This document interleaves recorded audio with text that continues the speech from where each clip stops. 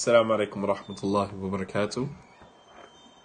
الحمد لله رب العالمين والصلاة والسلام على أشرف الأنبياء والمرسلين وعلى آله وأصحابه أجمعين.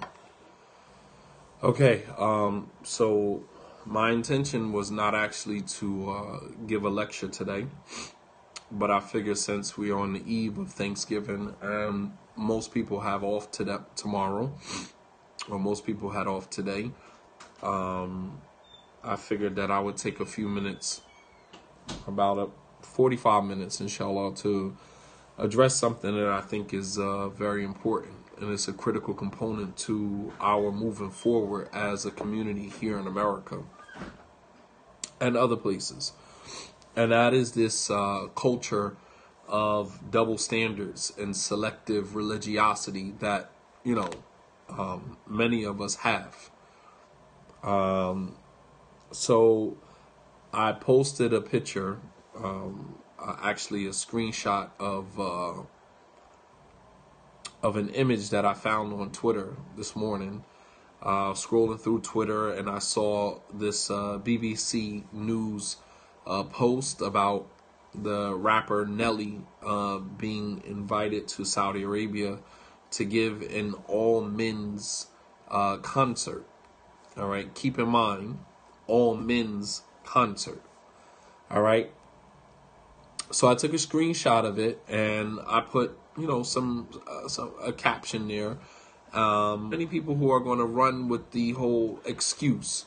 They're going to run with the excuse, oh, Saudi Arabia is not perfect. Oh, we don't want to talk about the government and all these other different excuses, man. Like, we're going to address all of that, man, because that's part of the double standard culture that I'm talking about, right? So Saudi Arabia, Saudi Arabia they get a pass because they are held as the epicenter of Tawheed, for the Muslim communities around the world, and as a result of that,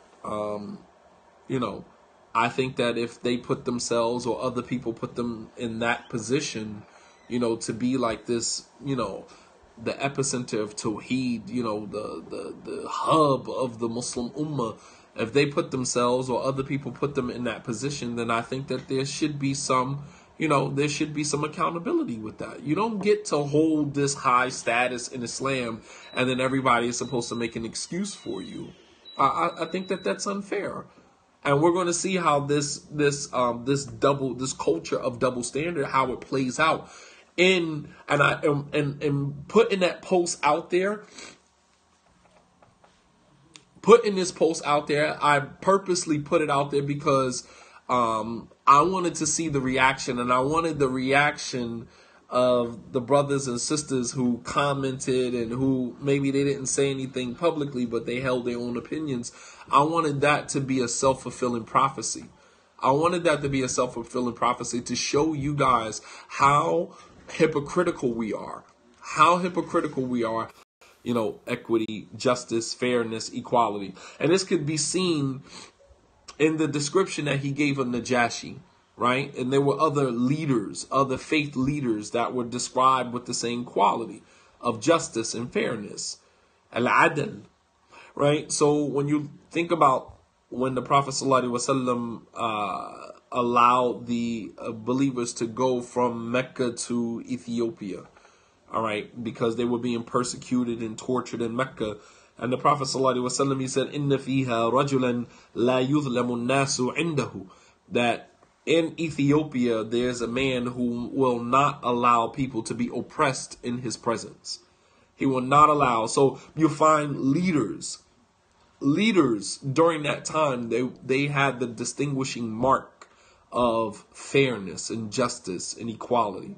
And so did the Prophet ﷺ. He described Najashi as the same.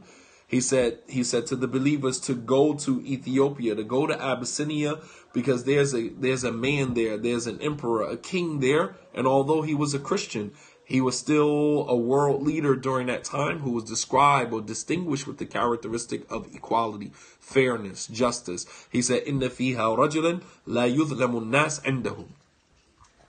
All right, that there is a man who will not allow people to be oppressed in his presence. And how did the Prophet ﷺ's equality, how did his fairness and his justice, how was that manifested? All right. When he heard the chiefs of Quraysh, meaning Najashi. Najashi, how was his fairness and his justice manifested? When the Muslims came to Ethiopia, when Muslims came to Abyssinia, the Quraysh, they sent a delegation of two people, who was Umara ibn Walid and Amr ibn al-As. And Amr ibn al-As eventually became Muslim. But they went to Abyssinia to go retrieve the Muslims and bring them back. And when they got there, Najashi heard from both sides. He didn't just look at the delegation from Quraysh and say, well, they're the dominant culture. They're the more elite of Meccan society. So I'm going to hear their word and I'm going to give them, what they came for. No, he listened to them and then he turned to the minority group who were the Muslims. Who at first were 14 in number, and then they came back the second time with a few more people. But he heard from the minority as well. So you can see that the characteristic of fairness and justice is in hearing both sides, and not just concentrating on the dominant culture, the hegemony, right? Who were the chiefs of Mecca who, sent this delegation of people to bring them back. All right, and this is the type of justice that protects societies from social parasites such as nepotism and double standards, which tends to, hide behind the blanket of justice and fairness. All right, the Prophet ﷺ held the elite to the status of the elite, and those whose resources were limited and restricted held them to the status that was commensurate with their level. You guys follow me? That the elite don't get to, revel in the title of being the elite and then get a pass. And those whose resources have been restricted, they will be dealt with accordingly.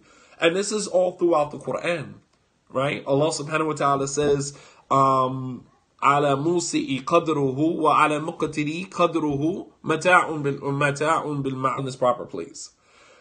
Abu Bakr radiallahu ta'ala anhu, he said, إني وليت عليكم ولست بخيركم. He said, أقوي فيكم ضعيف عندي حتى آخذ حقه من الزكاة. والضعيف فيكم قوي عندي حتى أرد إليهم حقهم. يعني من الزكاة. Abu Bakr radiallahu anhu, he said that I've been placed over you, but I'm not the best from amongst you.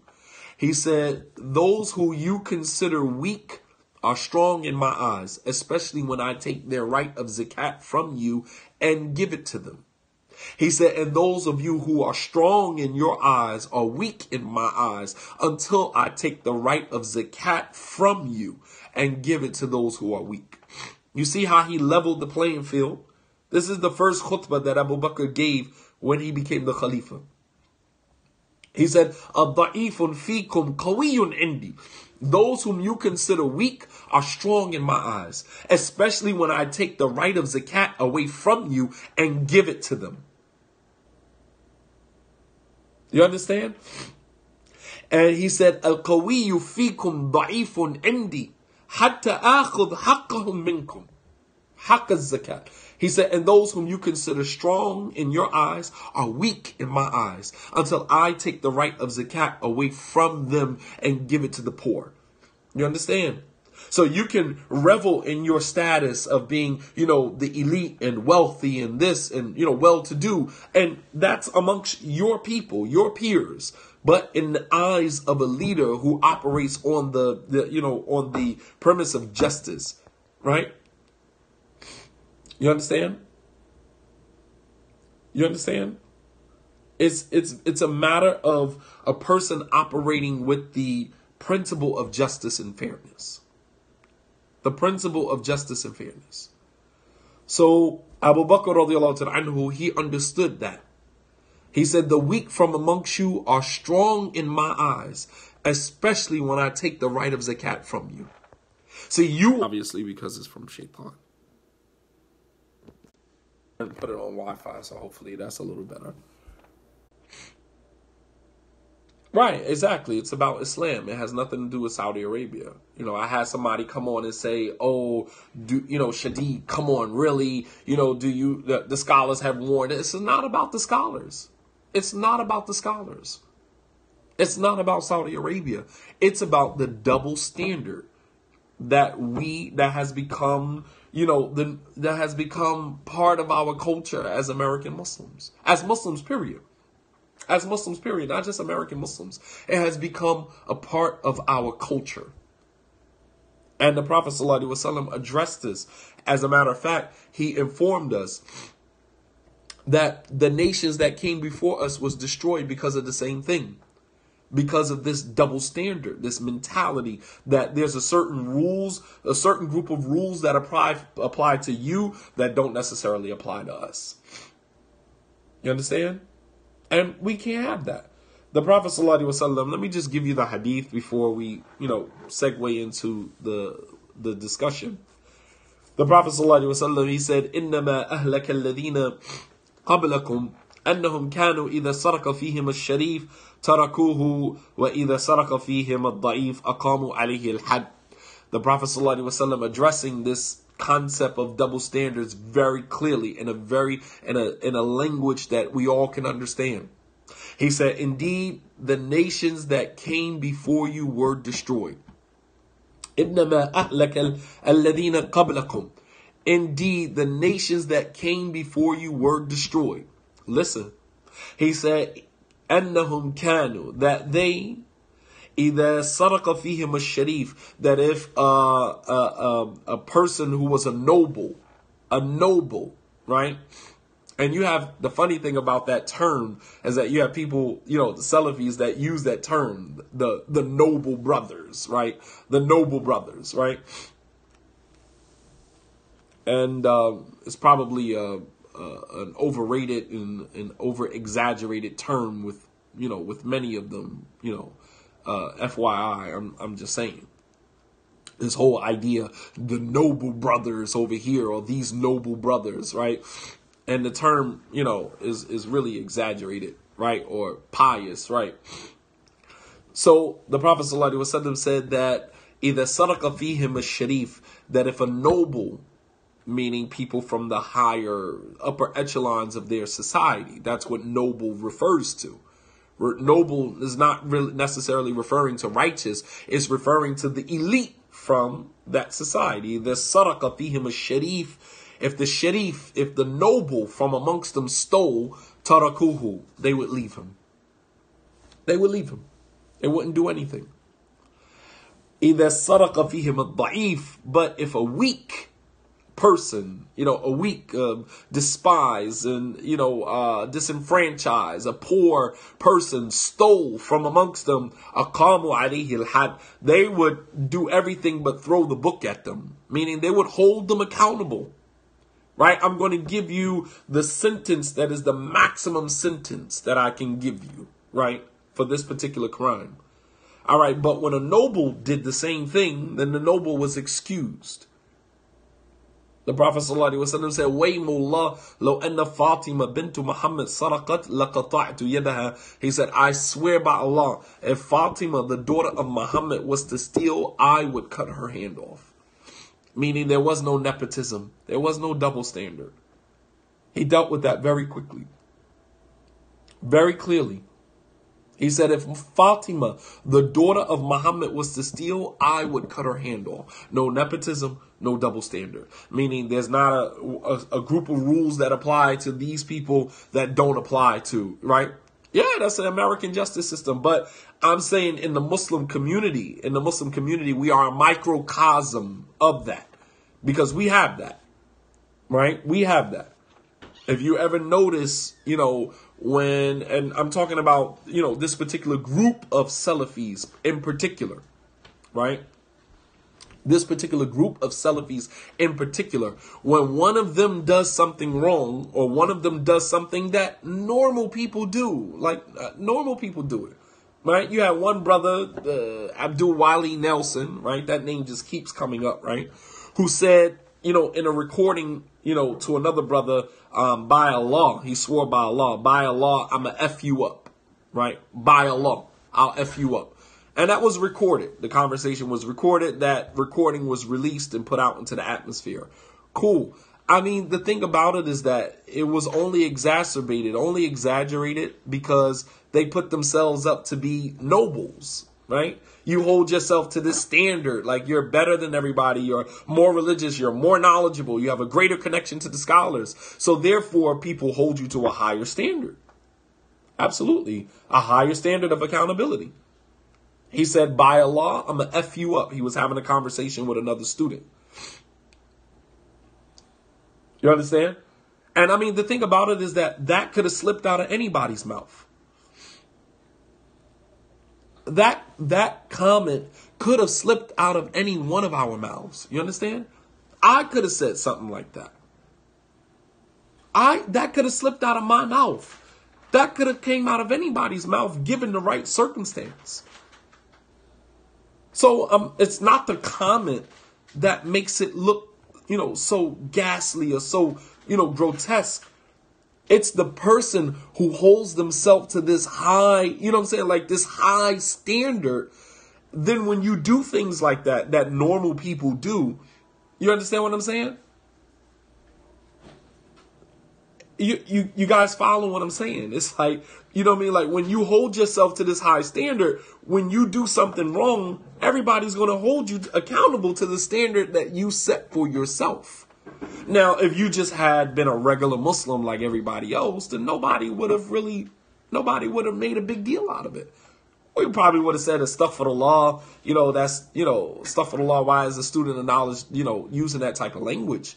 But we wouldn't have exaggerated the way that it was because you never put yourself in that position to be, this from the upper echelons of students of knowledge. You understand? And right. And especially if you're not looking down on other people, you're not condescendingly looking down on everybody else that doesn't function in your in your circle, in your realm. Right? If you were just a regular Muslim who just so happened to be a student of knowledge and that slipped out of your mouth, then people would give a pass for you because somebody would say, I could have probably said the same exact thing. But when you hold yourself here, then other people are going to hold you there. You understand? This is the danger of raising yourself instead of allowing Allah subhanahu wa ta'ala to raise you. When Allah raises you, then it's your responsibility to humble yourself. But when you raise yourself, it's Allah's responsibility to humble you. You follow me? You follow me? When Allah raises you, then it becomes your responsibility to humble yourself. But when you raise yourself, it becomes Allah subhanahu wa ta'ala's responsibility to humble you. Because your job is to humble yourself. And one of Allah subhanahu wa ta'ala's names is Al-Khafid. Al-Khafid. He is the humbler. He will humiliate you. He will humiliate you. If you don't do it, He'll do it. You don't want Allah to humble you. You want to do that yourself. You want to take the initiative and say, let me humble myself. You don't want Allah subhanahu wa ta'ala to humble you. Because when Allah humbles you, you're not going to like it. And in some instances, your ego won't allow you to bounce back from it. So what we see oftentimes in our communities and how harshly people are dealt with is a lack of sensitivity. There's a lack of sensitivity, to the plethora of layers that kind of make us a unique minority here in America. And so for years, what has been done with Saudi Arabia has been dangled in front of our faces as the epitome. So you had imams that graduated from the university, came back wearing all white thobes, and starts this whole phenomenon of wearing, white thobes.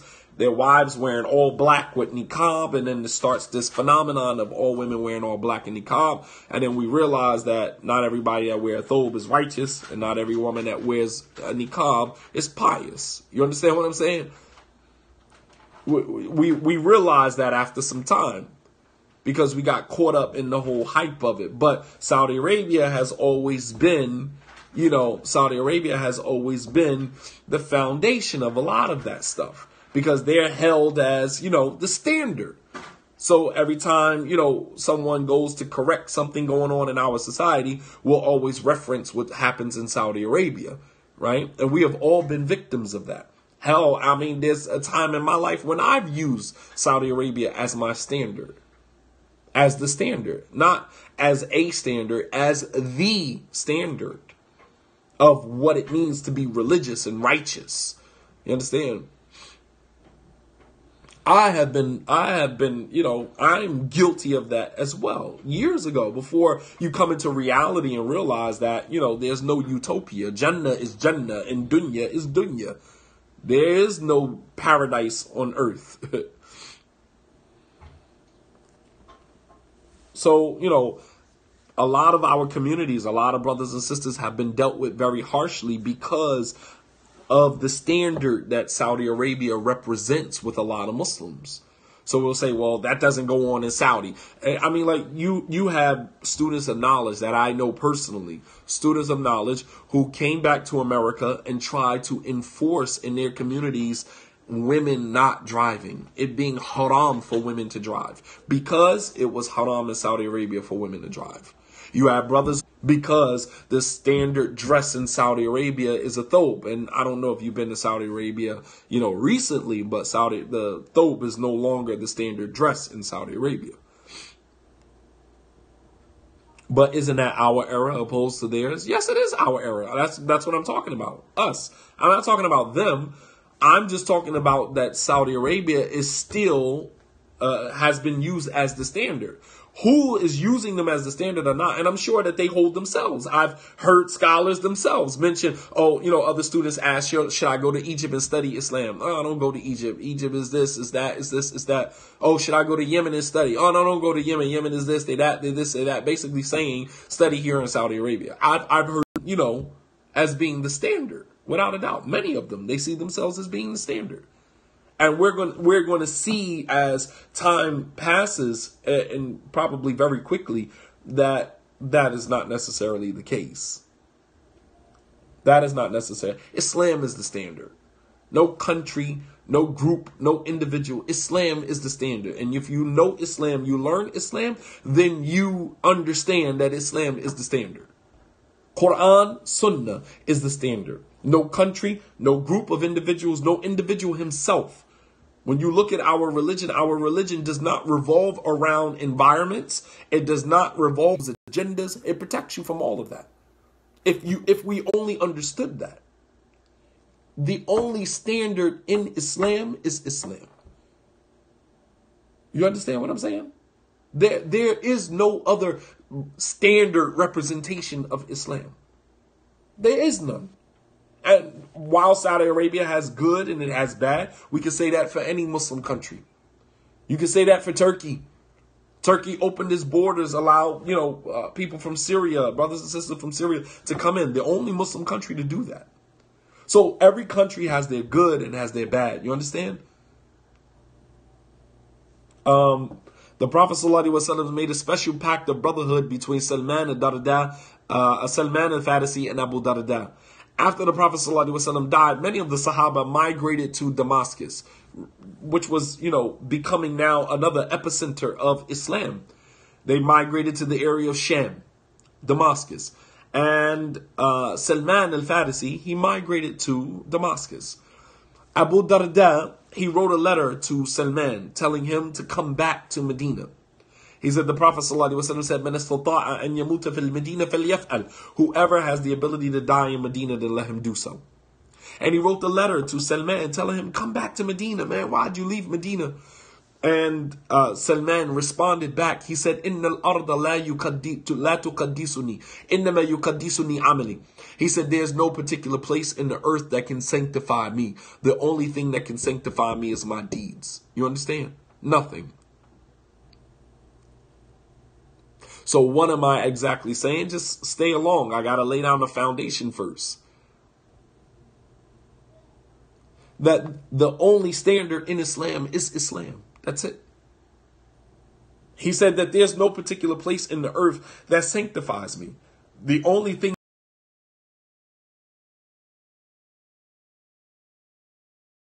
country or this particular person or this group as the standard for Muslims to follow, eventually we start to see flaws in that. Then what do we do after that?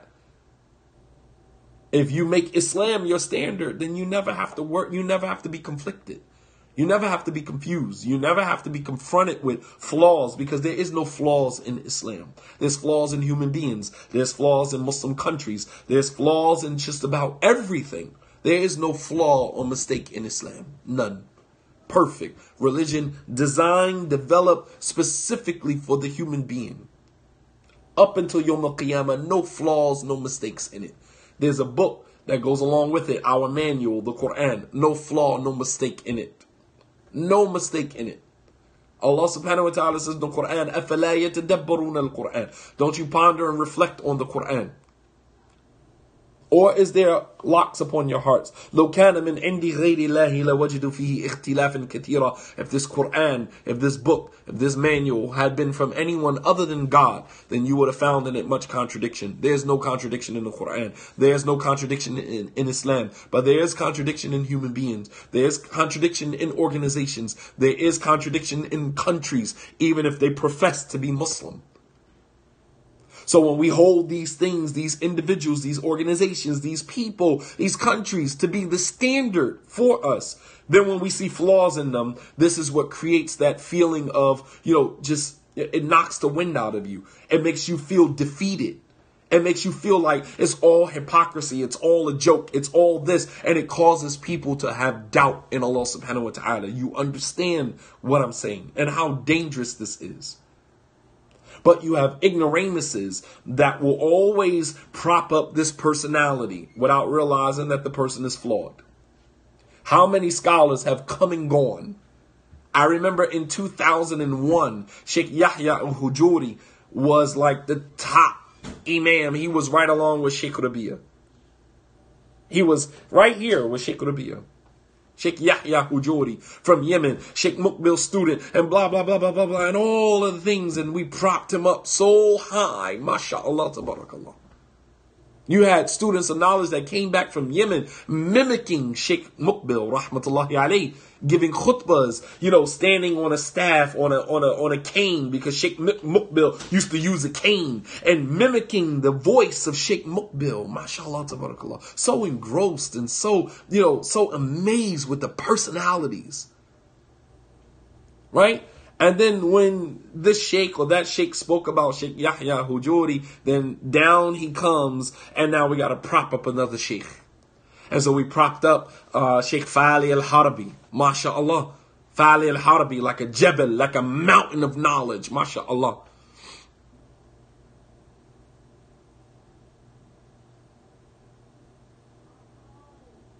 Right? Sheikh Fali al-Harabi became like the mountain of knowledge, another personality. And then he gets into a fallout with Sheikh Rabi'a, and he's now a Rafidi, he's a Shiite, he's this, he's that, and now we're waiting for the next personality. And then it's one personality after another. So we're like this, we're on this spiritual roller coaster, up and down. Spiritual roller coaster. Still overlooking, after all of this, overlooking the personality of the Prophet sallallahu alaihi wasallam. Still overlooking the personality of the Prophet sallallahu alaihi wasallam, the only personality that Allah subhanahu wa ta'ala praised. Allah told the Prophet sallallahu alaihi wasallam, "Innaka la'ala khuluqin azim," that you are on an exalted standard of character. That is the only character that is worthy of emulation. The only personality, the only character. Matter of fact, emulating him, there's hasanat attached to it. Emulating Prophet Muhammad sallallahu alaihi wasallam, there's good deeds attached to that. But instead, we'll jump right over Prophet Muhammad sallallahu alaihi wasallam, and we'll go to this personality, this modern personality, this personality, mashallah, until Allah subhanahu wa ta'ala lowers them, and then we raise someone else, and Allah lowers them, and we raise someone else. Mashallah, tabarakallah. And we do it with Islamic organizations. First it was this organization and that organization and this organization, right? And I can go on and on about the personalities. I mean, like, it doesn't even necessarily have to be, restricted to the Salafi community. But I mean, just personalities, period, in general. Look at anybody that's being spoken about today that at one time was at the top. MashaAllah, he was the standard. All right. And as we raise, Allah subhanahu wa ta'ala debases. Islam is the standard. As long as you make Islam your standard, you never go wrong with that. So we prop Saudi Arabia up to be the standard, for all of the Muslims. We're judging communities, we're judging people based upon what happens in Saudi Arabia. So now Saudi Arabia invites Nelly, this rapper, to come and perform at a concert. Now the thing about it is that Saudi Arabia has been, inviting people to come and, come and perform. They've been doing that. Michael Jackson have been there. Just recently when Trump was there, just a few months ago when Donald Trump was there, the singer Toby Keith, who was a country singer, was there. All right. And he performed a free concert. Obviously, it was free for Saudis, not free for him. Right. Obviously, he got paid a nice penny for doing that. And this is the same guy who sings a song called Whiskey Girl and I Love This Bar. Right. And he's there in Saudi Arabia, the epicenter of Tawheed. Right. The standard for all of the Muslims. Right. Anytime we quote something, we're using Saudi Arabia as the standard by which everything else is judged. Right. You understand what I'm saying? And it's not about Saudi Arabia. I'm saying for those of us who put Saudi Arabia as the standard for us. Saudi Arabia is not synonymous with the ulama. And I'm sure many of the scholars have spoken out about that. I'm sure that many scholars have said their piece, probably in private. I get it. It's a monarchy, so you can't really just stand out, and just say what you want to say. I get it. But at the same token, when you invite someone like Nelly, when you invite somebody like Nelly, who has done a song called Tip Drilling, which is about anal penetration, right? So are you going to give Nelly basically a list of songs he can perform and a list of songs he can't perform? You understand what I'm saying?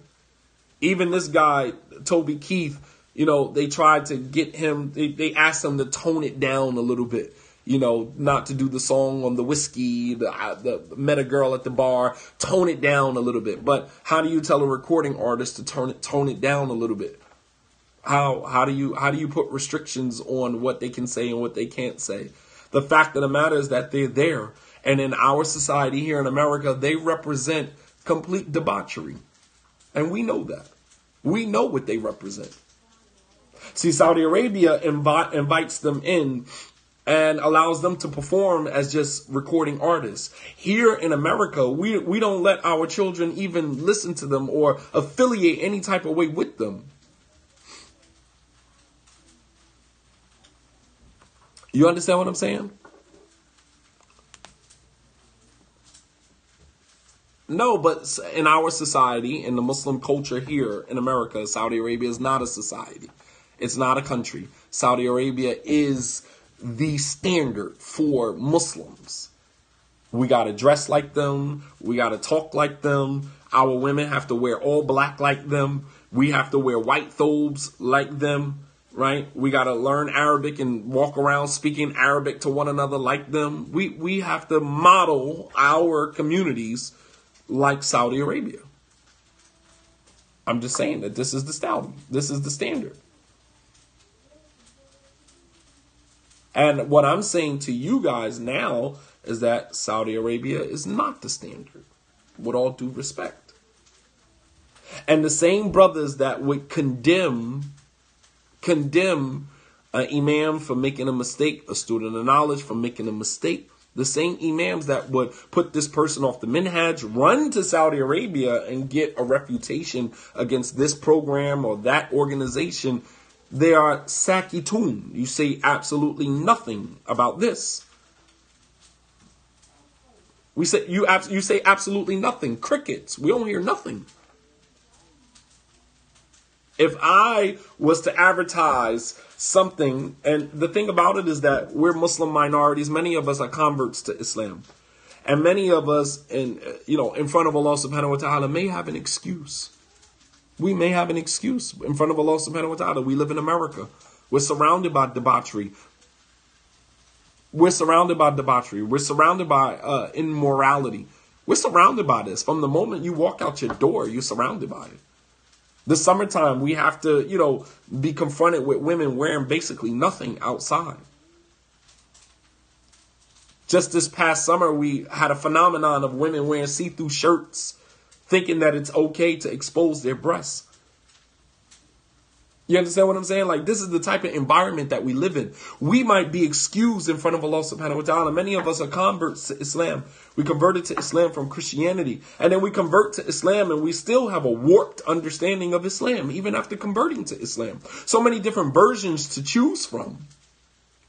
You have the War of Deen community, you have the Nation of Islam, you have the Sufism, you have Shia, you have this, you have Sunni, Salafi, this, that. You have so many different versions of Islam. You're just hoping that when you come into Islam that you choose the right one. You don't have a gauge by which you can determine who's telling you the truth and who's not. We don't have that.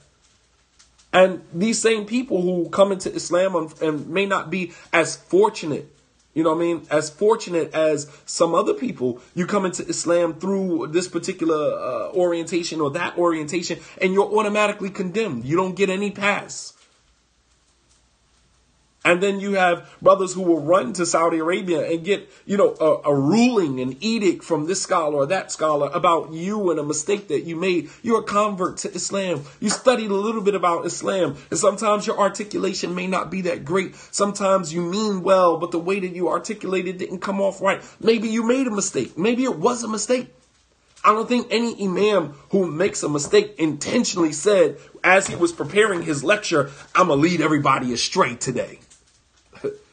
I'm going to lead everybody astray. I don't think any imam who has been warned against. I don't think any imam who has ever been warned against intentionally, as he was preparing his lecture, made the intention to lead somebody astray. As the Ali radiallahu anhu was having a conversation with Abdullah ibn Mas'ud about the Khawarij. And he said to Abdullah ibn Mas'ud, "A kuffarun hum? Are they kuffar? Are they kuffar?" And Abdullah ibn Mas'ud said, "Min al-kufri farru." Kuffar? They ran from kufr. No, they're not kuffar. He asked Abdullah ibn Mas'ud about the Khawarij. Abdullah ibn Abbas, he went to go debate with them. And when he came back, he said, "A kuffarun hum? Are they kuffar? Are they disbelievers?" And Abdullah bin Abbas said, "Min al-kufri farru."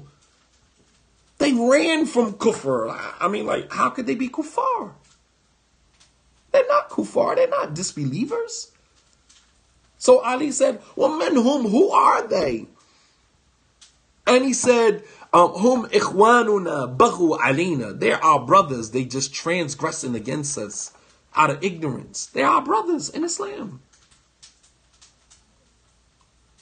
But Abdullah bin Abbas said, "Kuffar?" He said, "Min al-kufri farru." They ran from kufr. They're not kuffar. The point that I'm making is that I don't think any imam that has made a mistake in the past or in the present, or who will make a mistake in the future, or student of knowledge, did so with the intention of making a mistake. But yet, their mistakes are recorded. Their mistakes are taken back to scholars from Saudi Arabia, and then they are refuted with no benefit of the doubt. Right? When I put the post up, some people said, "Well, did anybody call the ulama there? Did anybody speak to the scholars there?" Did any of the scholars who warned against students of knowledge here in America, did any of the scholars reach out to any of those students of knowledge? Nah. And we are the minority. We should be given that benefit of the doubt. We should be given that, let me extend my reach to him. Let me reach out to the brother. That's never extended to us.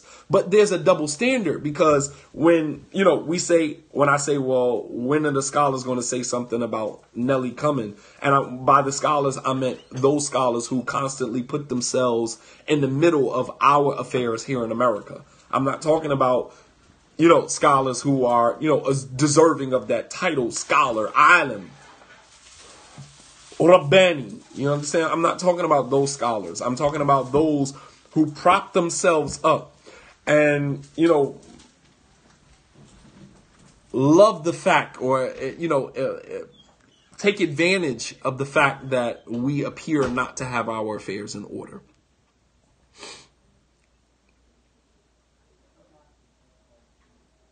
Is it the mistake that makes, that's the issue, or is it the person possibly teaching deviancy? How would you know that the person is actually teaching deviancy unless you sat down with the brother and you explained to him his error, his wrong, his matter, and went back and forth? All right, they said Sheikh Rabi'a was advising or warning Sheikh Fali for 13 years, right? They were contemporaries. They went to school together, right? And Sheikh Rabi'a, this is what was said, that Sheikh Rabi'a was patient with Sheikh Fali for 13 years, right? Why is it that Sheikh Rabi'a can be patient with Sheikh Fali for 13 years, which, I believe is an exaggeration, because that means that if he was a deviant for 13 years, you're just letting him teach his deviance for 13 years? You never once corrected him in 13 years? You were patient with him for 13 years, so meaning that you were allowing him to teach his deviance for 13 years? But why isn't the student of knowledge that lives here in America, that converted to Islam, that studied a little bit in Islamic university, why isn't he you should be advising him for 26 years, double the time that you are advising a scholar from Saudi Arabia, right? I mean, do you understand that? Does that make sense? Why is a scholar from Saudi Arabia extended the luxury of being advised in private for 13 years by another scholar, and a student of knowledge here in America isn't even given the benefit of the doubt? He's immediately warned against. No phone call, no patience, no verification of if in fact what is being brought to you is actually the truth of the matter. None. No verification. No patience, no warning against him, just immediately you're warned against. Stay away from him. He's a person of innovation. He's a person of bid'ah, blah, blah, blah, blah. This is the double standard that I'm talking about. This is the double standard that I'm talking about. Don't you think it would be more plausible for you as a scholar in Saudi Arabia that if information is brought to you about a student of knowledge who graduated from the university, who made an error here, made an error here, don't you think that it would probably be better for you to be more patient with him and trying to help redirect him, rather than the scholar in Saudi Arabia who holds himself to be this huge scholar, right? Why is he given 13 years of patience and working with him and trying to redirect him? But the student of knowledge who makes a mistake in America, you understand, where there are Muslim minorities, where he's a convert to Islam, where a lot of people rely on his guidance and his word and, his lectures and things like that. Why do you immediately just warn against him and throw him off the minhaj and put him out of it and don't listen to him, don't take from him, don't do this with him? Don't you think that it would be better for you to extend a little more mercy to him than the scholar right there next to you, who should know better because he's a scholar?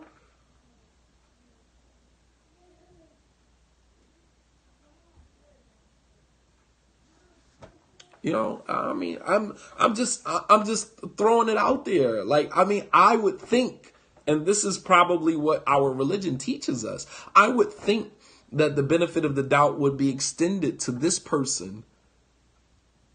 You know what I'm saying? It would be extended to this person, and a little bit of compassion and mercy and excuses made for him. And we'll get the brother's number. Did any scholar, right, when someone comes to them and says, Sheikh, there's a brother in America, he says this, did any one of those scholars ever say, get me his number, let me call the brother? Is he a graduate from the university? I probably know him. I probably know him. I probably know his father. Because there's many brothers who have graduated and their fathers were students in the university. I probably know him. I probably know his father. Get his number. Get his number for me. Let me call him. Let me advise him myself. Let me speak with the brother. No, it's none of that. None of that. He's just immediately warned against, stay away from him, don't take anything from him, don't sit with him, don't take no knowledge from him. And then we create this whole phenomenon in our community where we're Muslim minorities. So, Saudi Arabia is inviting Nelly to give a concert. And we make excuses for them because that's the kingdom of Saudi Arabia. The scholars probably warned against them. So, Saudi Arabia is not synonymous with the scholars. And all of these different excuses that we come up with, right? Saudi Arabia is not perfect. But let the smallest mistake come from a student of knowledge or imam or a da'i here in America, and it's off with his head, right? Off with his head. As Basquiat said, young kings get their heads cut off. We get rid of them very early. Young kings get their heads cut off, right? It's just sad, man. It really is, and it's a double standard. It's a double standard. So while we'll go and we'll say, Sheikh, there's a conference going on here. This person's speaking. This person, he's a deviant. And the Sheikh says, stay away from that conference. Don't go near it. Don't take any knowledge from anyone at that concert, right? At that conference, right? And then Saudi Arabia is giving a concert, a public concert with a known rapper that is known to spread, debauchery and immorality. And then not only are you giving a concert, you're giving an all men's concert. And that brings me to the second level of the double standard, because there's layers to this stuff, man. There's layers to this stuff, man. Then there's the concert is for boys, right? And then as I was reading an article, right, I was reading an article on the singer Toby Keith, who was there when Trump was there, right? The concert was for boys, here again, young males, Saudi men from ages 21 and up. Okay, as if that's like, what are we in America? Like you're able to drink from 21 and up. So in Saudi Arabia, you can go and listen to a singing concert for 21 and up. All right. All male concert. The boys could be 21 and up. They had to wear their thobes. They had to wear their traditional Saudi thobe. They could not wear jeans or a t-shirt or anything like that. So you put all of these restrictions on it. MashaAllah, tabarakallah. You put all of these restrictions on it. But the fact of the matter is that you're still introducing Muslim children in a Muslim environment, in a Muslim country that's supposed to be dominated by Tawheed, right? This is a real situation. Go to BBC's website. They wrote up a whole article on Nelly coming and some of the backlash that has come to them from some of the conservatives in Saudi society and some of the previous people that they have invited that were controversial. Go to BBC's website. It's there. And, shout out to the person who said that I posted a fake article. Shout out to you. Shout out to you, right? Oh, Shadeed Muhammad is posting fake articles. MashaAllah, tabarakallah. Allah subhanahu wa ta'ala does give us a remedy for this in the Quran. Allah subhanahu wa ta'ala says, Ya ayyuhalladhina amanu in ja'akum fasiqun binaba'in fatabayyanu. Oh, you who believe, when a fasiq, a sinful person, bring you news, and verify it. If I posted something on my Facebook page and you thought it was fake news, it's your responsibility to go back and verify it before you spread it. It's your responsibility.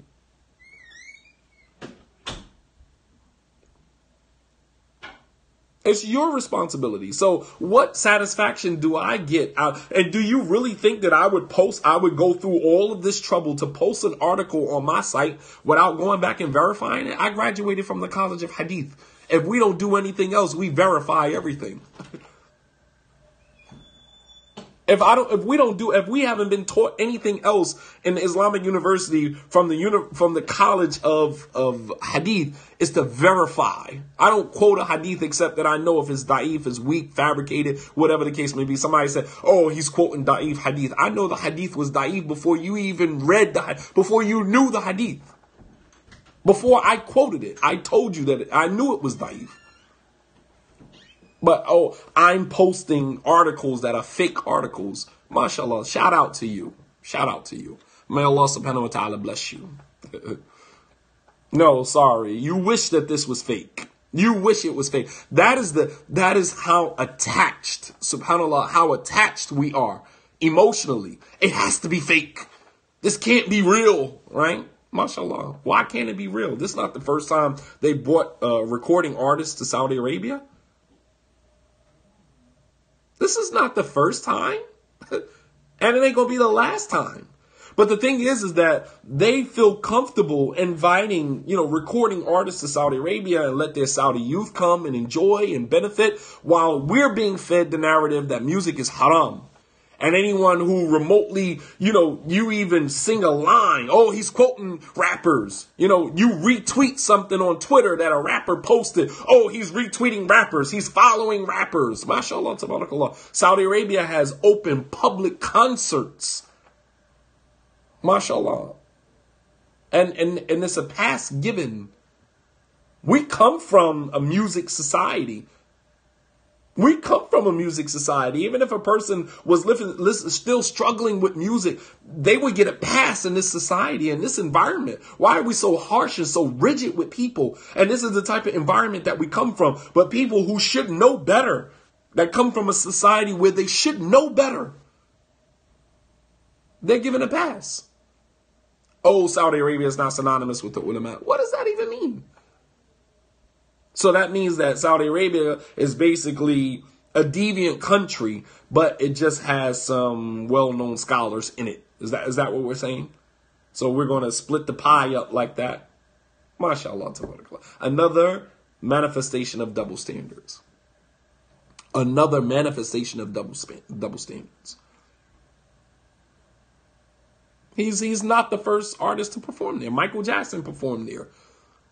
You have many rappers that went there to perform. Please. I don't want to call no names out, man. Don't, Muslim rappers. Don't make me call no names out, man. Like, what I'm saying? Like, come on, man. People have been there to perform before. All right? So the other double standard is that it's only for men. It's men only. It's men only. Right? So the women are not allowed to go. The women are not allowed to go, right? For whatever reason. I don't even want to open up that door because that's a whole nother discussion. And inshallah ta'ala, we'll have that discussion on Friday, and that's about racism in Islam. All right? And it's real. So Nelly can come and perform for a bunch of boys, right? A bunch of boys, a bunch of men, right? He's going to do tip drilling for a bunch of men, right? He's going to do whatever other songs. I don't even know who he is, honestly. I mean, I stopped listening to music before he even came out, so he's not even part of my generation. Nelly is not even a part of my generation. I didn't grow up in that era. I stopped listening to music in 1998, so anything that I know about now is because of something I read, something, I found this one listening to, or something I heard, and I went back and researched it, whatever. Not because I personally listened to it. He's not even part of my generation. He's not even a part of the people that were popular when I was listening to music. You understand? So you guys would probably be more familiar with his songs than I would. But the point that I'm making is that what songs are you going to do in front of a bunch of boys, a bunch of young Muslim kids? You understand? What songs are you going to do in front of a bunch of Muslim children? And we're condoning that. We're allowing that to go down. But let a Muslim take a picture with a rapper. Take a picture. All you got to do is take a picture with a rapper and post it on Instagram. Astaghfirullah. The brother's taking pictures with rappers now. Let you retweet something a rapper said, even if it was profound. Even if it has, even if it has grounds in our religion, we don't care. Oh, he retweeted something a rapper said. Oh, he's endorsing rappers now. MashaAllah, tabarakallah. It's getting hot in here. Yeah, all of that stuff, man. And you're doing these. And not only that, let me stay with one thing at a time because there's so many things floating around in my head. So women are not allowed to go, but the boys can. That's the double standard here again, that women are allowed, are told to stay righteous, maintain your virginity, stay, beautiful, all these other things, while we give the boys a pass to kind of do them. The boys have a pass to do them. And when they're ready to get married, they can select from any virgin they want to select from, right? Even though they're not a virgin, they can select from any woman that's a virgin they want, right? And they can do whatever they want. And this is the double standard. The pass that boys get to do them. And that goes on even in the Muslim communities here in America. Even the Muslim communities here in America. That the boys get a pass to go do them. Oh, inshallah, I'll make dua for him. But the girls, no, you better wear hijab. Or you put on the hijab or I'm kicking you out of my house. You gonna kick her out of the house because she don't wear hijab? You gonna kick your daughter out of the house because she doesn't wear hijab? MashaAllah, tabarakallah. But the boy, he's sleeping, he's smashing everything moving. And you know it. But he gets a pass. But the moment the girl takes her hijab off, she got to go. She go stay with her grandmother, go stay with her aunt, go stay with this one, go stay with that one. MashaAllah, tabarakallah. The Prophet ﷺ said that the people that came before you were destroyed. Because if a noble stole from amongst them, they would let him go. And if a weak, oppressed, poor person stole, then they would establish the ruling against them. You understand? The same thing. The boys, they get a pass to do them. They can go out to the concert. They can listen to Nelly. They can party. But the girls got to stay at home and, observe the hijab and, MashaAllah, tabarakallah. But if they invite a woman singer, then both men and women can go. But if a male singer, African-American male like Nelly, who possibly might take his shirt off, possibly might have on a tight shirt and he's built, we don't want our women seeing that. But you okay with your boys seeing that? You understand what I'm saying? Like, you okay with your boys seeing that? But you're not okay with the girls seeing that. I mean, like, and like, what deck of cards are we playing with, please? What deck of cards are we playing with?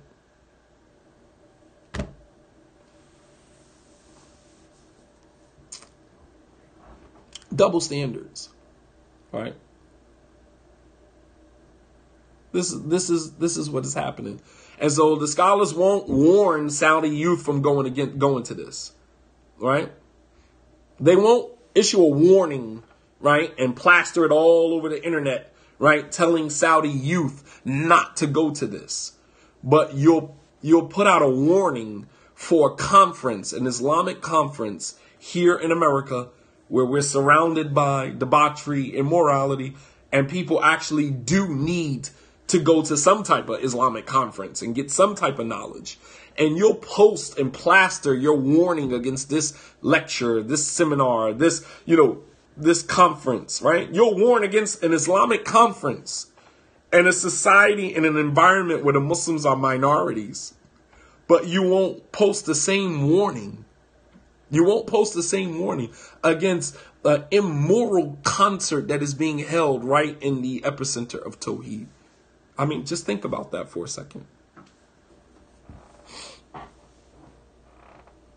Think about that for a second. Let that settle for a second.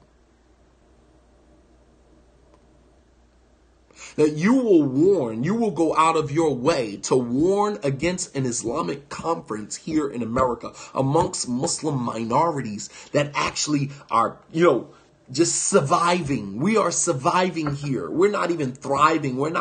Many of us are not enjoying Islam the way that we're supposed to.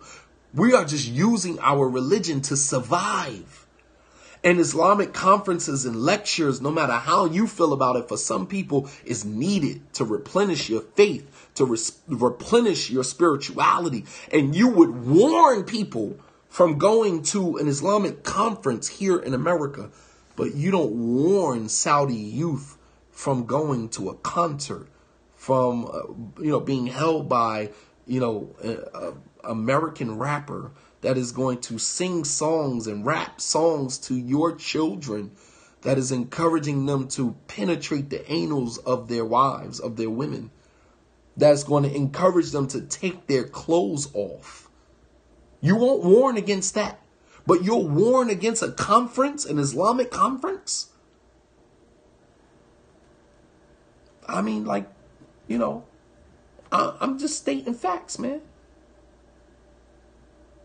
I'm just stating facts, man. I mean, just think about that. So while we're beat up here in America with music being haram, right? On every other post, you got this hardcore Salafi talking about how haram music is. Music is haram, and it's haram this, and you find somebody that's listening to Astaghfirullah, just the hearing of you ain't even listening to it. You heard it in passing because somebody's playing it in their car. You walked into a store. You're not playing it by your own, admission. You understand what I'm saying? You walk into a store and it's playing. I mean, what? Astaghfirullah. I know brothers that will put their fingers in their ears and say Astaghfirullah so they won't listen to music. That's how abhorrent music is to them.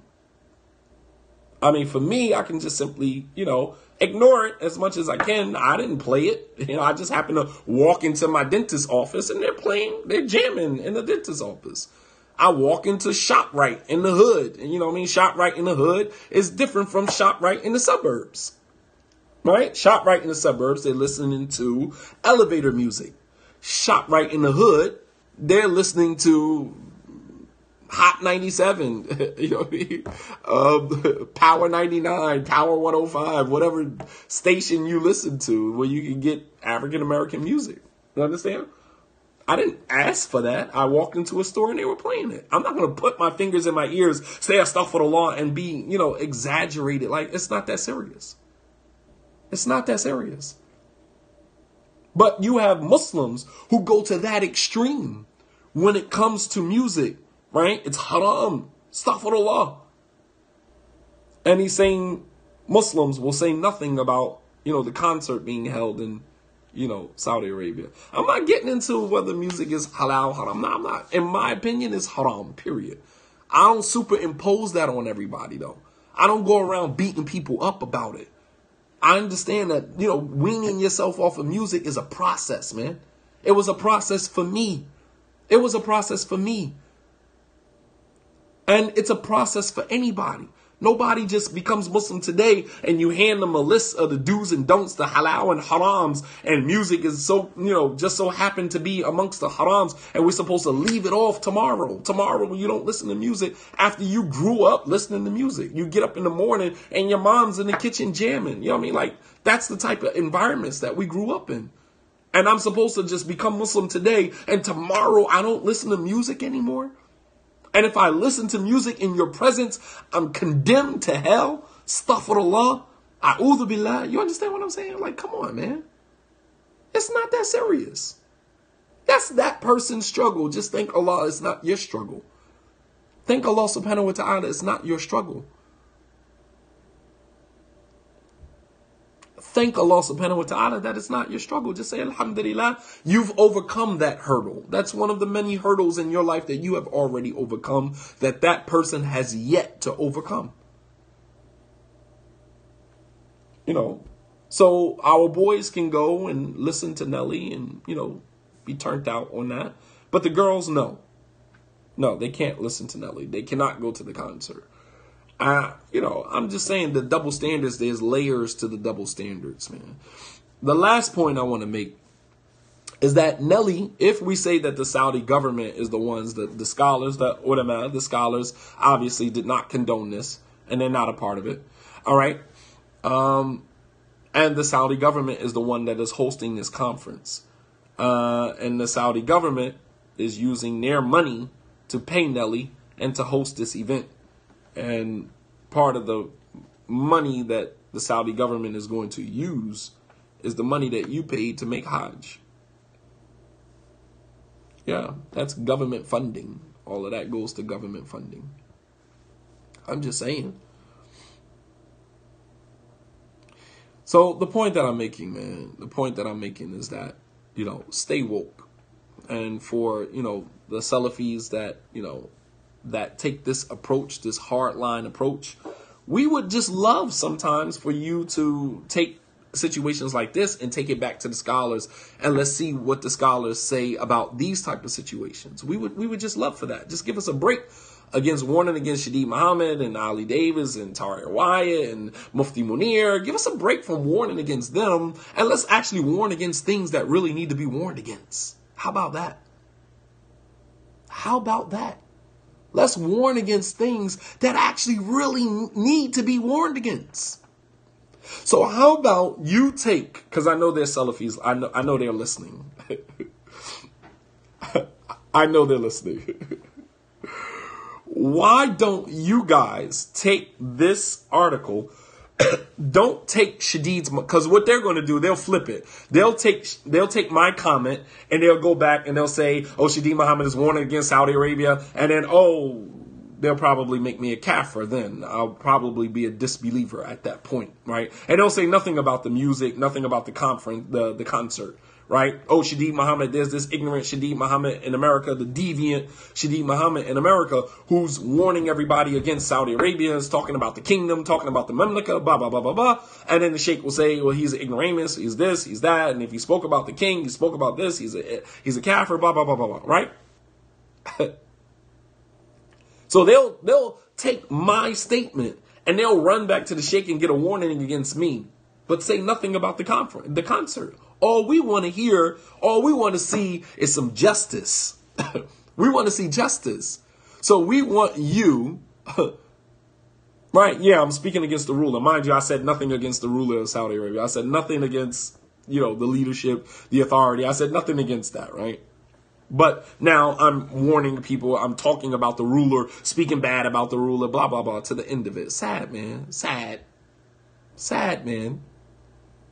Sad.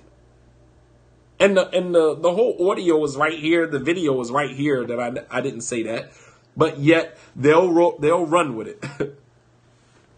But the thing is, what we want you guys to do is take this BBC article and run back to the scholars that you guys go to and ask the sheikh to give you a ruling on that, and then translate it and post it so we can all see the justice and fairness of the scholars in addressing, relevant issues. That's all we want. We want to see justice. We don't want to see, small layman students of knowledge. I'm nobody. I am nobody. I'm nobody. So to warn against me is really nothing. But you're about to have thousands of Muslim children attending Nelly's concert, right? You understand? And there's no warning against that. And I just think that that's unfair. I think that's unfair. I think giving the scholars an opportunity to, refute that and to warn the Saudi youth against that, I think that would all do our hearts, some good, that we could actually see that there is fairness and justice in the rulings of some of these, hardcore Salafi scholars. There is justice in that. And not that they're just spending all of their time warning against nobodies like me. Or nobody's like some, I can't speak for anybody else, but I am a nobody. But to constantly go back and forth about rulings against Shadeed Muhammad and say nothing about that, I think it's unfair.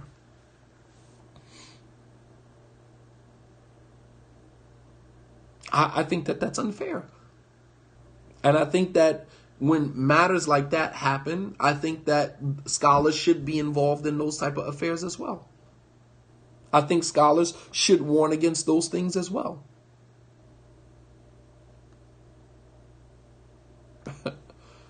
That's just what I wanted to present, man. You know what I'm saying? Like, whenever opportunity presents itself for me to address some of the remnants of that regime has left in our communities, I'm going to continue addressing it until we've gotten this stuff completely out of our system. I'm going to continue to address it until we've gotten this stuff completely out of our system.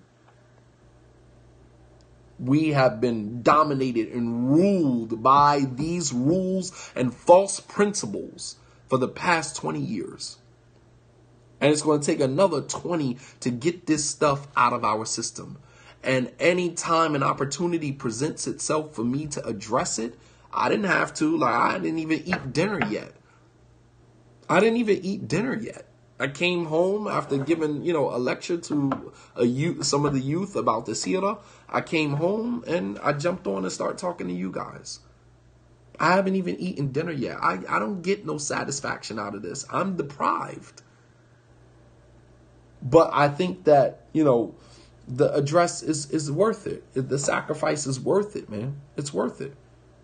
And I'm just grateful that, alhamdulillah, my kids, man, don't have to be caught up in this conflict of, what type of Muslim they should be, man. You know what I mean? Like, I can only imagine, and the sad thing about it is a lot of these Salafi communities, they're not going to have another generation of Salafis, which is why the Salafi communities are revolving doors.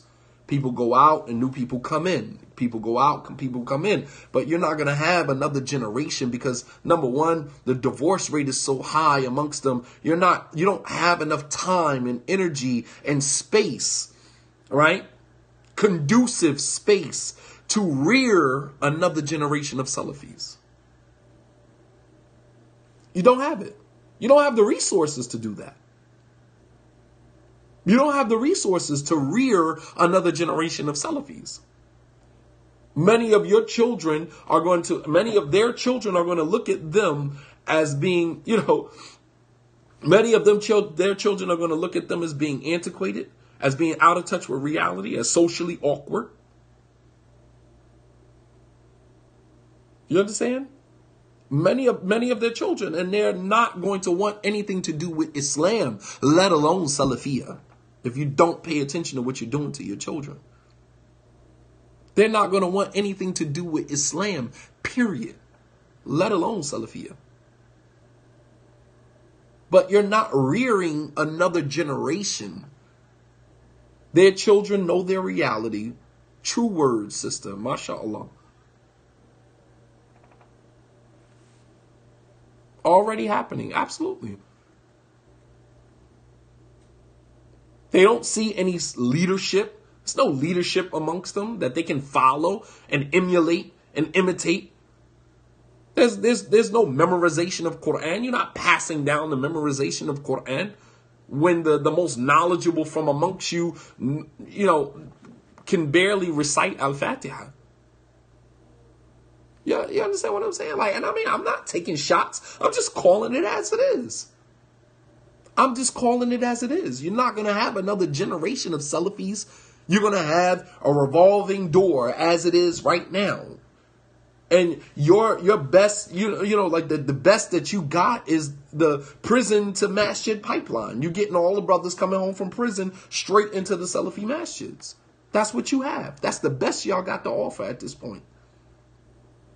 That's the best that you have to offer at this point.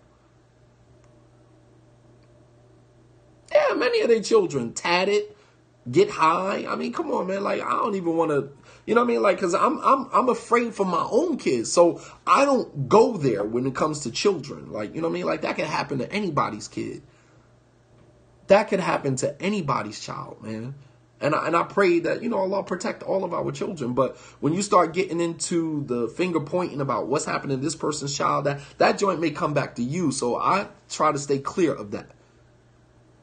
You know what I mean? But at the same token, these children are neglected. They're neglected spiritually, emotionally.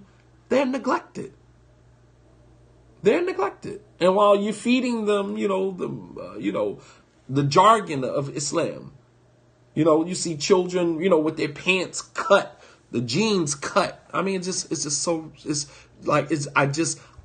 sometimes I feel like maybe I am astray.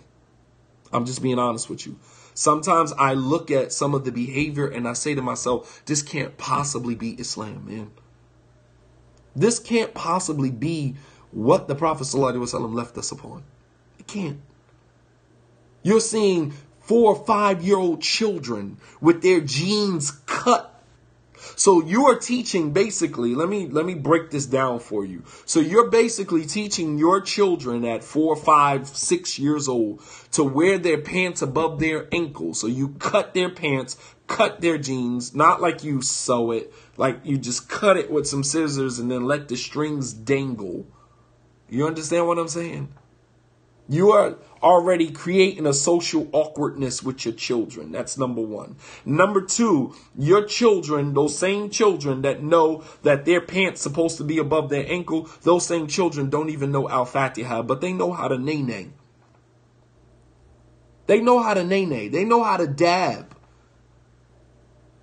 They know how to nay-nay. They know how to dab. They don't know Al-Fatiha, but they know that the pants supposed to be above the ankles. I mean, like, you gotta be kidding me. I would like to think I would like to think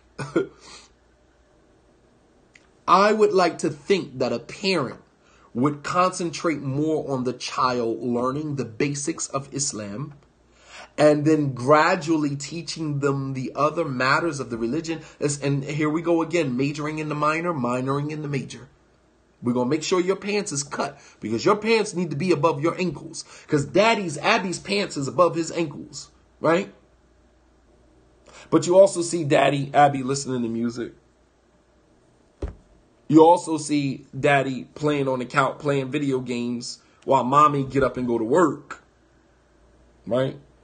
I would like to think that you would teach your Muslim boy the quality of integrity and being a man and getting up and go to work in the morning than to teach your children to keep their pants above their ankles while they're seeing Abby on the couch, watching TV, playing video games on the cell phone that his wife is paying for, constantly in arguments about money because the woman feels like she's paying all of the bills. So while you're educating the kids to keeping their pants above the ankles and knowing who the scholars are by name, right? They know all the scholars by name. Sheikh, what's Sheikh name? Sheikh Fuzan, Sheikh Fulan, Sheikh Fulan. MashaAllah, he knows all of the Sheikh's name. He got his pants above his ankles, but you are introducing him into a world of poor manhood because you don't have a job. Your wife pay all the bills. You're on welfare. You're on Section 8. MashaAllah. MashaAllah. You're on Section 8, but you're teaching them to put their pants above the ankle. How about teach him to be an entrepreneur? How about teach him how to be an entrepreneur? How about teach them how to make their own money? How about teach them manners, right? Good. That's another thing. How about that? I mean, subhanAllah. May Allah subhanahu wa ta'ala forgive us. I pray Allah subhanahu wa ta'ala forgive us. This is a really sad situation. And like I said, every opportunity that I get to address it, I will address it. May Allah subhanahu wa ta'ala reward you all bi'idhnillahi ta'ala. Wa sallallahu ala nabiyyina Muhammad wa ala alihi wa sahbihi wa sallam tasliman kathira. Wa akhiru da'wana anil hamdulillahi rabbil alameen. Wassalamu alaikum wa rahmatullahi wa barakatuh.